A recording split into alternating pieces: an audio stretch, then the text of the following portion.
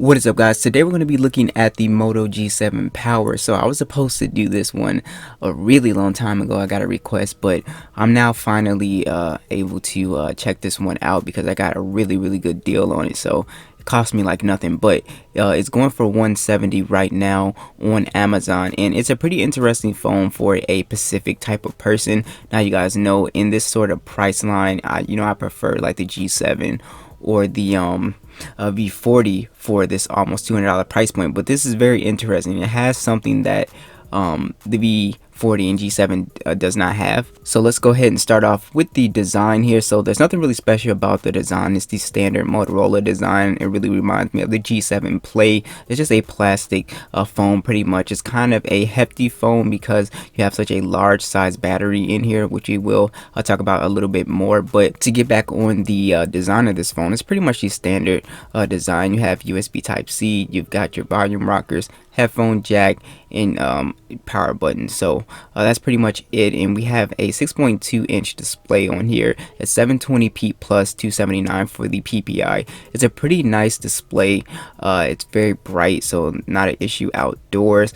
This is splash resistant as well, so it will not break if you get it in the rain, but I would not submerge it in water. So this does have Android 9, and I think it should get Android 10.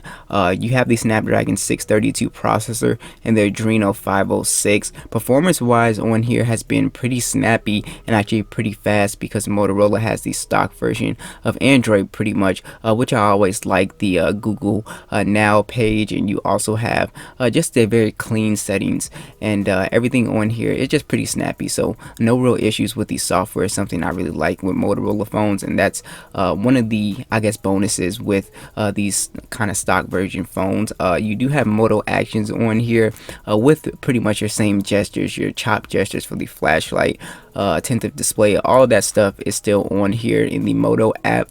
So I just love how Motorola keeps everything very clean on this phone. Now, in addition, you do have micro SD support with 32 gigs of storage and 3 gigs of RAM on here. So RAM management is fine. It's not going to be the best at keeping a whole bunch of applications open, but it should be enough for most people. And you do have expandable storage, which I do like. So the speakers on here are pretty decent. They're not crazy loud or anything like that, but they are decent. So no real issue there. But what I like about this phone is it does have NFC, which is very nice.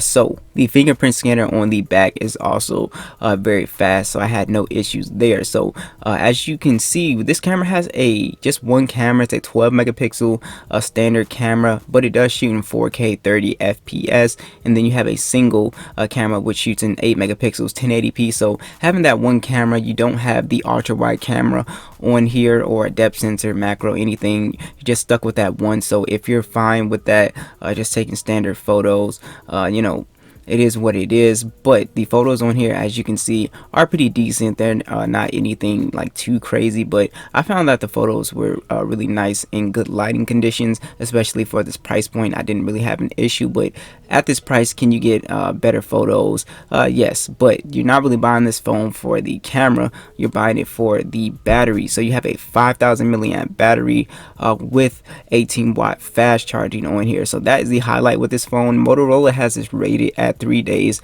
of battery life usage, but that's for a light user. So if you're a heavy user, you surprisingly can get around 2 days, full 2 days of battery life on this phone, no issues. So this phone has one of the highest rated battery performances that I've seen from what I've been reading about and just using the phone and seeing it. You can definitely get some excellent battery life. So this is a phone that you don't have to worry about really charging. All right, so let's go ahead and wrap this up and just make it simple. So who is buying this phone? So this phone is pretty much for somebody that is looking for a great battery life smartphone. So 3 days of rated battery life is absolutely crazy, and if you just into the Motorola brand and you love Android, stock Android on this phone, then that's definitely going to be a plus. Everything is super clean. You have all your Moto actions. The hardware is pretty decent as well. It's not anything too crazy, but again, decent. Display is nice. So those are the two main buying points here: stock Android and also having that